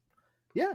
Yeah. I mean, there's that shows. I have no idea what to expect from it insofar as the tone. Because everybody out there who loves Deadpool, I actually highly recommend, if you really like Deadpool, and especially going back to like the Joe Kelly stuff when it really was first popularized after Rob Liefeld created the character. Like, they got him away from X-Force and they kind of figured out what they wanted to do. She-Hulk actually was doing what Deadpool did well before Deadpool. Really? John Byrne wrote for the comic, and the character and characters, the story broke the fourth wall constantly. And I would love to see them kind of like have Tatiana Maslany like look at the camera and be like, really? Like, just kind of every once in a while. Not not full blown Office, Parks and Rec style kind of stuff. I Just mean, like Modern Family, just little subtle. yeah, just acknowledge the fact that she knows at the very least that there's an audience, Yeah. not necessarily everyone else, just her. And Tatiana Maslany, who actually, was on an episode of Parks and Rec. And look at that, actually, Tatiana Maslany and Jamila Jamil, both for comedic roles that they've done, both Mike Schur sitcoms from NBC. But they both she did improv for years. Her skills are finely honed. And if you've ever seen the show Orphan Black from BBC America, she plays throughout the course of the 5 seasons of that show, I want to say 13 to 17 different characters. Oh wow. Yeah, she's incredibly talented, and I just can't wait to see her bring everything to it. Like, I want to see the gravitas and everything, but I want to see a fun She-Hulk. Like, let's do that. Super powered lawyer, yeah, fucking kick I Ally agree. McBeal's ass all over town. I agree with you. I'd like to see a fun She-Hulk. We already got like a She-Hulk in the 90s or mid-aughts already with China, so let's have a fun She-Hulk. Yeah, only this one's fueled by gamma, not vodka. She Did Yeah. she did had I miss problems. something? Oh, China, Oh, like the wrestler. oh, gotcha. She was like She-Hulk, only not green. Okay. Yeah, no, but she did play She-Hulk once upon a time. Yes, in a certain kind of movie, I Mhm. believe. Yeah. Okay, good to know. Yeah, great to know. So that way you can avoid it forever. Yeah. No, thank you. Well, Loki definitely. I'm glad Loki's on Wednesdays, so we get to talk about it here. Yeah, definitely cool, man. I mean, that's why I made a point to like I have to watch this more than anything else. Like, Did you guys see the thing that was announced today that Disney Plus is now going to move all their? We saw Mandalorian and we saw all the Disney and Marvel shows on Fridays. Now they're going to go on Wednesdays. yeah, well, I mean, they've been pushing the Wednesday is the new Friday thing for a couple of months now, and that now with that announcement, we know it was a precursor to what that move was going to be. So, yeah, I don't, it's cool. I don't mind it. I'm not No. mad at it. Well, it's kind of smart because you get more buzz about it. Yeah. Yeah, well, it's the same thing. You put it in the middle of the week, especially if people are going back to their workplaces. Yeah. It's you bring back the long lost art of water cooler talk, and that's the thing I think is I've said it before about a lot of these shows that's been missing. You watch something, an entire 10 hours of a show in a weekend. You're going to miss a lot of details because you're powering through, and then the conversation about that only lasts for a few days. Yeah. Whereas if you have a show that's weekly and it's 8 episodes long, that's 2 months if it's good, where you're dominating the conversation everywhere. Yeah. I mean, that's the wisest marketing move you can make. And it baffles me that, well, I shouldn't say baffles me. Like, it frustrates me that so many geeks out there are just like fucking doing shit like rating bombing The Boys simply because they didn't release every single episode at once. Like, oh, I gotta watch this every week. It's like, yeah, like a fucking normal human. Like, relax, you'll survive. Yeah. And people were straight up like, no, I'm gonna go there and give it like 1 star on IMDb. I'm like, how is that helping you and hurting them? Like, no one gives a shit. They're not gonna change it because, like, who the fuck do you think you are? What do you release the Snyder Cut? Knock it off. Speaking of release the Snyder Cut, I mean, it's the trending thing is already over and done with because in an hour the day will be over. But release the Schumacher Cut was a big trending event today. Besides, Now, is this for Batman Forever? yes. Okay. Oh, I thought it was Returns. Oh No, no, it no, can't no, be no. It Returns. can't be Returns No, because that was that's still Tim Burton. Burton. Yeah, Yeah. I mean, Batman Tim Forever. Burton did have a hand in Batman Forever, for the record, but the other Joel Schumacher Batman film, Yeah. fuck that. Well, I mean, I lay a lot of the blame for Batman and Robin not at Joel Schumacher's feet, but Warner Brothers executives and Akiva Goldsman and cocaine. Oh yeah. but Not in that order either. but the thing is with the, Holy sheet metal Batman. No, that's actually Batman Forever. Okay. And it's just Yeah. holy rusted metal, Batman. And but I mean, the best part is that Val Kilmer turns to him and goes, "What?" And he goes, "The metal. It's all rusted through. It's like holy." Like I liked that. I thought that Yeah, was I fucking did you funny. notice that Val Kilmer was very active on Twitter today, recognizing that not only was Release the Schumacher cut trending, but Batman Forever came out 26 years ago? I did not notice that, but hey, I mean, Val Kilmer, sure. Like I mean, he's agreeing with Release the Schumacher cut. Basically, I didn't even go into detail. Basically, people want to see a Schumacher cut of Batman Forever. I want to know what the difference is, though. Like, what do they think? What do they think was taken away from Joel So Schumacher? there's scenes that Joel Schumacher cut out. If long time ago there was a comic book that tied in with the movie, and the deleted scenes in that comic book are what was in the Schumacher cut, which people are trending about right now. In the very beginning, you see Two-Face break out of Arkham, and he paints in blood the Batmask die, and it's like a great camera effect with strobe lighting. There's another scene when Riddler has Chase Meriden at his island, Riddler Island, whatever. He literally goes behind her, drugs her. Um, there's a great sequence with Robin like beating up a speed bag with Two Face's picture on it. I mean, there's so much. I mean, that would have been better than watching him do laundry, and that convinced Alfred Yeah. that he should be Robin. So there's so much that Schumacher left out. Even a better sequence of, and you see it in the preview that they showed for the trending event. You see a better sequence of it's Val Kilmer in like a Jesus pose with the bat, like the bat creature, and it morphed. They morph together, and it's like See- a big glowing light, and it's like That makes sense Yeah, because they showed that flapping bat an awful lot in what was actually released. that Okay. Yeah. that right there. Okay, yeah, that they showed that sans Bruce Wayne. And all right, that makes a lot of sense. I wouldn't mind seeing that. As it is, I actually am of the mind that Val Kilmer was at that point in time, like those movies, Val Kilmer was the best Bruce Wayne. Hmm.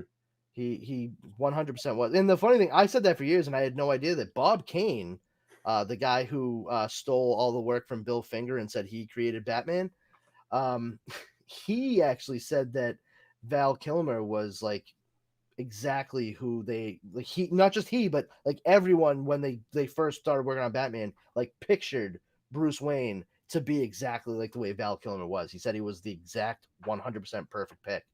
So And one of the things Val Kilmer tweeted today was, has it really been 26 years since Batman Forever? I always love learning more about this character. So complex and nuanced. Here's one you might find fun, especially if you're a fan of Frank Miller's Batman Year One. Bruce Wayne becomes Batman at 26. oh, what just happened? Oh, there he is. I'm sorry, I hit the wrong button. Oh, jeez. So Bruce Wayne becomes Batman at 26. Is that what you said? Batman Year One, yeah. Okay, That's what Val Kilmer said on Twitter. So that's kind of cool. He spent so if he's 18, he spends a year with Picard. That puts him at 19. Then he does 6 or 7 years with the monk on the top of the mountain in Tibet.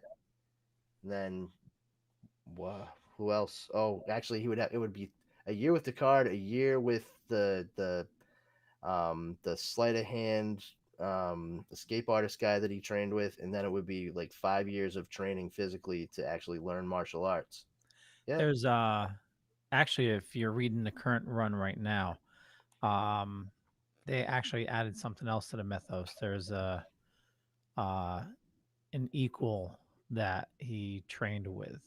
Hmm. Um and like he wears like a white suit. Oh. Like both became Yeah, I crime. feel like I've read that comic book. Wasn't it Nemesis by Mark Miller?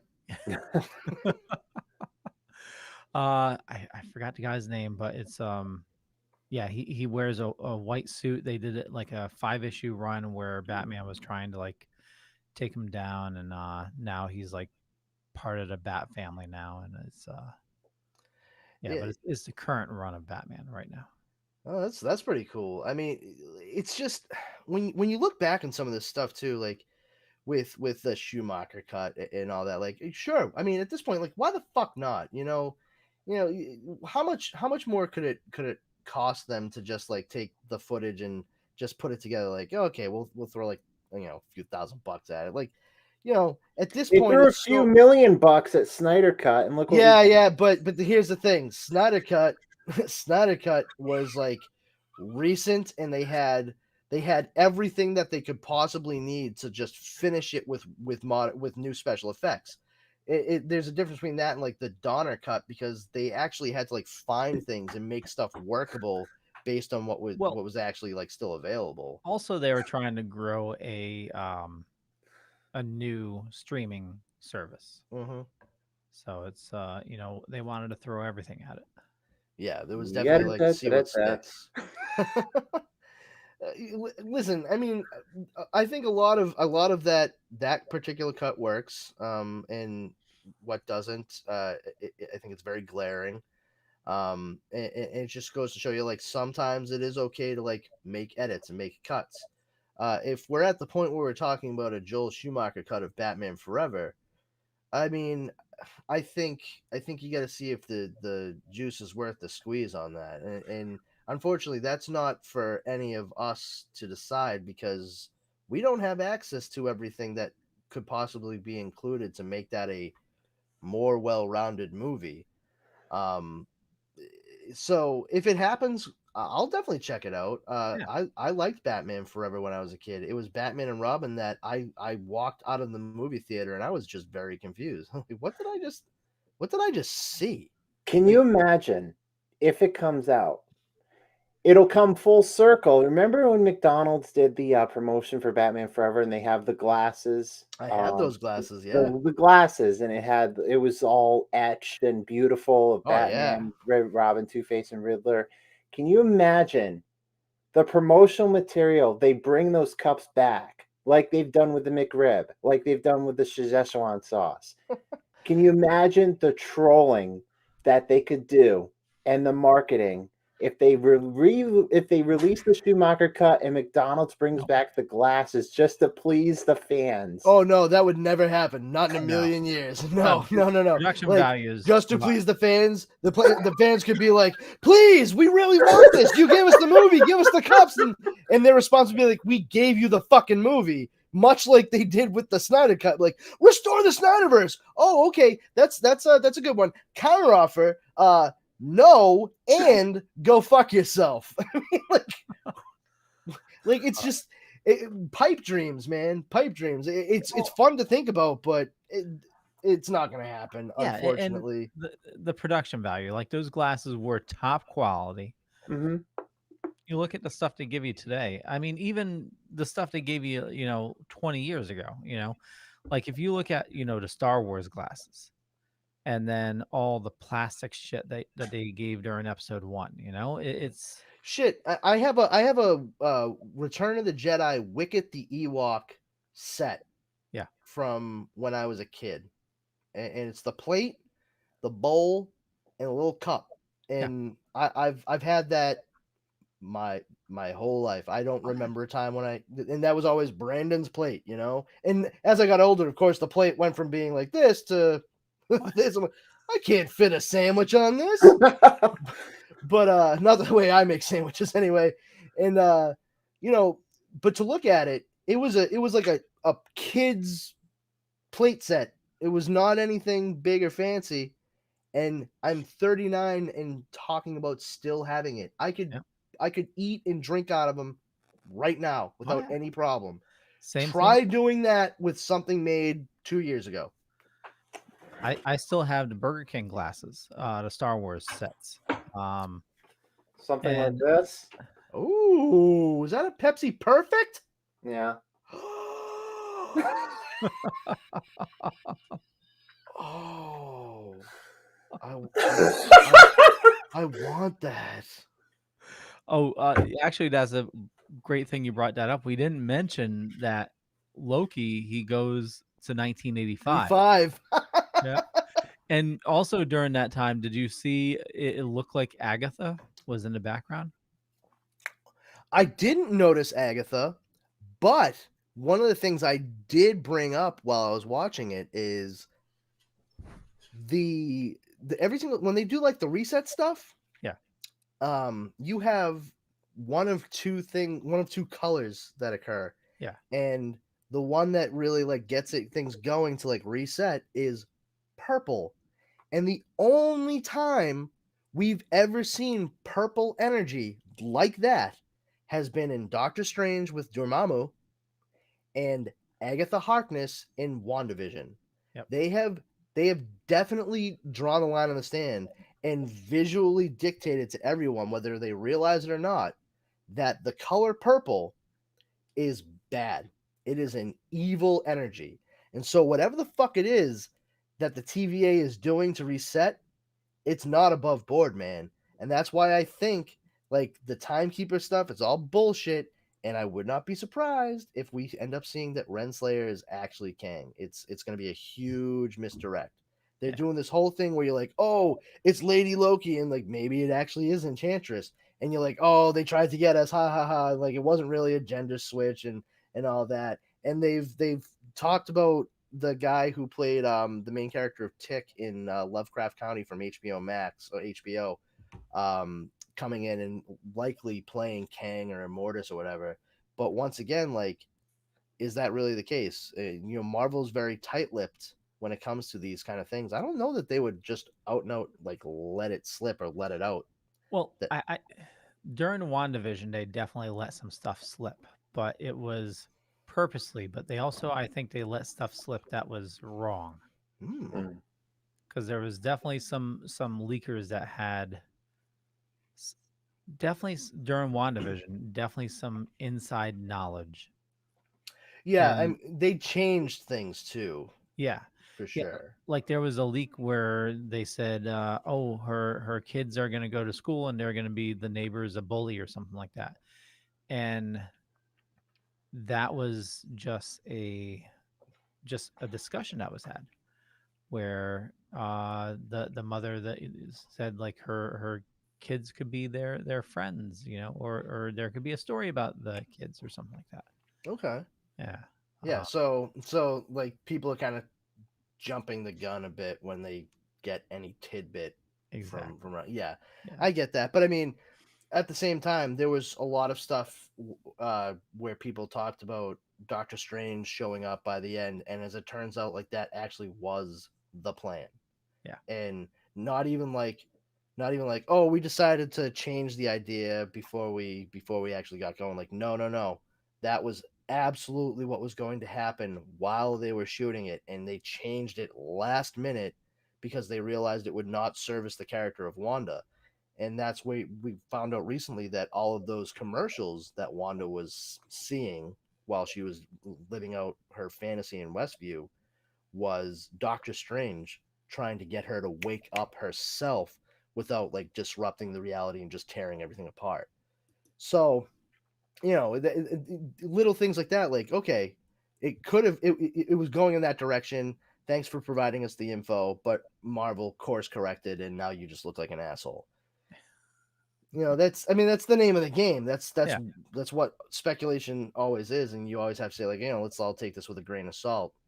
But the stuff that they've set up, that they let drop, the dribs and drabs that come through, anybody that's either astute, just they pay attention and very observant altogether, or know, they have a base of knowledge for this stuff, like so many of us do.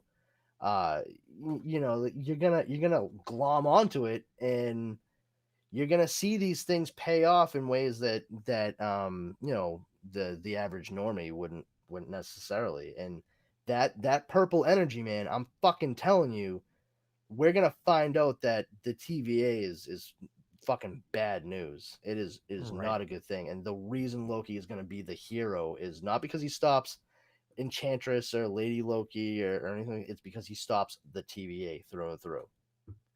Right there with you. And you Yeah. okay? You're cracking over there. Huh? Uh, no, Sure. Brandon, you cracked your arm. Oh yeah, no, I'm old, and I've worked a lot of manual labor over the years. So when I sit down, body parts start to creak, and it's like I'm lucky that honestly, like, my arms don't sound like Jacob Marley's fucking chains coming at Ebenezer Scrooge. Well, I know we are running very late, so we should wrap things up. Unless you guys have anything else before we do. I I think I'm good. I don't. I was there any? There wasn't anything else, right? Um, No. we hit He-Man and E3, Picard, She-Hulk, Loki, Zelda. Superman, Zelda. Yeah, I mean, We hit all the um, bases. what's that? We hit all the bases. Yeah. Um, the only other thing I would say is, just for funsies, guys. I had mentioned this earlier. If you get a chance, look up some stuff about some of these canceled projects. I actually just watched a bunch of things about the original movie that Schumacher's Batman Forever was going to be before they started like tweaking the script and it became what it did. And there's some really intriguing shit out there. I had no idea some of the stuff that was involved with some of these canceled movies, like Wolfgang Petersen's Batman versus Superman. I completely forgot about that. Completely forgot. And I tell you guys and gals, if you want to fucking just absolutely, like, you just want to see some crazy ass shit. You think Nicolas Cage and Tim Burton working on a Superman movie was going to be fucking weird? Wolfgang Petersen directing Colin Farrell as Batman and Jude Law as Superman is exactly the drug fueled nightmare I need in my life. Like, Is that the one that Kevin Smith tells a story about with the spider?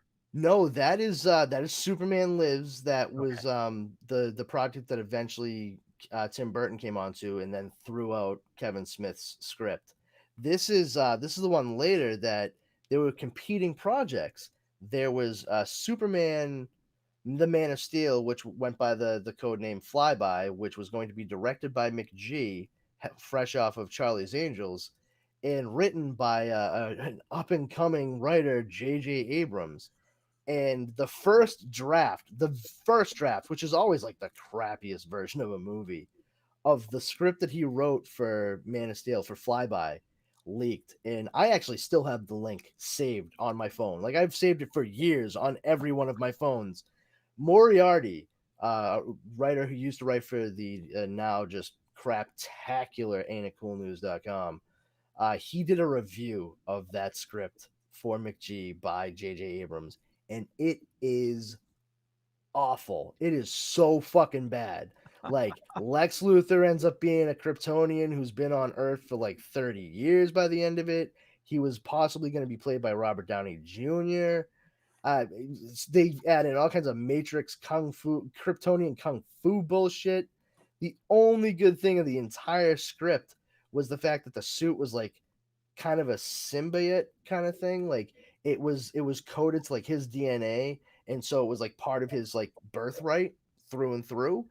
And he finds that when he gets older and he actually starts like performing as Superman, there's a defense built into the suit that actually obfuscates what he really looks like to anybody looking at him, either in person or through like cameras or anything.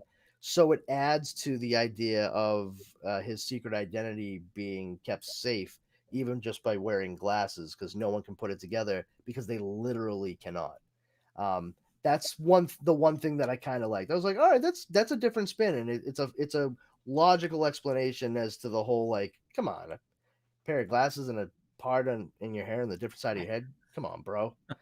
But like, there's a lot of stuff out there, and with everything that's popping up now because of Schumacher cut and people talking about all these old properties, old IPs that they wish they could see like the actual versions of, it's well worth a watch. Yeah. You'll get all kinds of info too about you can find what Tim Burton's Batman 3 was going to look like, and the plan was for him to bring back Billy D. Williams as Two-Face. Like, Oh, nice. yeah, I honestly, like, I wish that had fucking happened. I wanted to see him play Two-Face so badly. One thing I want to mention before we wrap up. I know I mentioned it earlier, and I'm gonna send a link to the guys at the very after this. But check out AVGN's Plumbers Don't Wear Ties review, because if you have not heard of Plumbers Don't Wear Ties, I will say it. He will say it. It is one of the worst video games ever, and I cannot do it justice. He does it justice for all nerds alike. So these two guys are going to check it out after. Okay. But yeah, Nice. Okay. Even worse than Super Alfred Chicken. check the video out for yourself and make your own analysis. You know, when I was working retail, and I saw that game was coming out, Super Alfred Chicken, I thought it was the dumbest thing I've ever heard. So me and a friend decided to see if we can get the most amount of pre-orders for that damn game as we could. You guys are fucking assholes. I love it. I don't know what was worse, that or Duke Nukem. What was it? Duke Nukem Forever. Taking those pre-orders. Duke Nukem. Yeah. Ugh, man. Don't shit on Duke Nukem. Come on. Groovy. Well, that was the game that never came out. It eventually did, but it did. Eventually came out. yeah, but it took what, 10 years or something? 11. Yeah, and totally worth it. I enjoyed it. Okay. On Good. that note, Steven, where do you like people following you? You can follow Super Retro Throwback Reviews on Facebook, Twitter, and Instagram. Our show, Super Retro Throwback Reviews, the audio files, comes out every Monday. We just crossed our 150th episode. That came out this week. Our 151 episode, 151st episode we just recorded today, comes out next Monday. We have our second show, CSI The Vegas Files, that comes out every Friday. We just put out a bonus episode where we interviewed the president of Intellivision, Tommy Tallarico, where we talked about the Intellivision Amico. This was minutes after they revealed the Intellivision Amico. Check it out. It's a bonus episode. It's also on our YouTube. We do Twitch. Check out our Patreon, patreon.com/SuperRetroPodcast. Leo's a backer. There's so many, tiers and options for you. So yeah, definitely check that out. I'm also here every Wednesday, and I do have to say one thing. Fuck the day newspaper. I got screwed again for an award. That's all I have to say. Okay. Bow for Brandon. Steve, I'm laughing with you, not at you. I hope you know that. I know. Just your frustration. I know it's up there, but I'll punch them in the face if you really want me to. No, I was so close. I gotta be quicker than that. Gotta be quicker than that. But the thing is, it's chalked up another award nomination for our multi-award nominated podcast. So, dude, I love that whole fucking thing. Like, that is such a great moniker. Like, just Super Retro Throwback, multi-award nominated podcast. Come on down, check it out. I fucking love that. But anyway, I'm Powerful Brandon. You guys can come and find me at the group Powers Combined on Facebook. Just geek out. The one rule is don't be a jerk. Other than that, you can find me on Twitter at Brandon's Powers, on Instagram at this Brandon has powers. I am here every Wednesday on the Dorkening with Steve and Leo, and in the next few weeks, I've just recently been tooling a new show with Justin Cooper, El Cabra, however you want to call him, if you're not into the whole brevity thing, as the dude says. And we're going to be doing some fun alternate reality takes on comic books called Comics Paradox. So if you dig What Ifs and Elseworld, stuff like that, it's definitely going to a place you want to stop by. Cool beans. And for me, just Google Leo Pond. You find a bunch of stuff. Could be true, could be not. But more importantly, follow these awesome people. Bunch of links in the show notes. And I run a little thing called the Dorkening Podcast Network. Over 30 awesome shows on a network. A lot of awesome people doing a lot of awesome stuff. including me. And with that, we'll catch you guys later. Bye. Bye, everybody. Now, how do I close this? You have a hammer anywhere near the computer. Let's see. There's share. There's stop video. Is that it? Nope. No, that's just you going away. Oh, there's a big button that says end stream. There we go.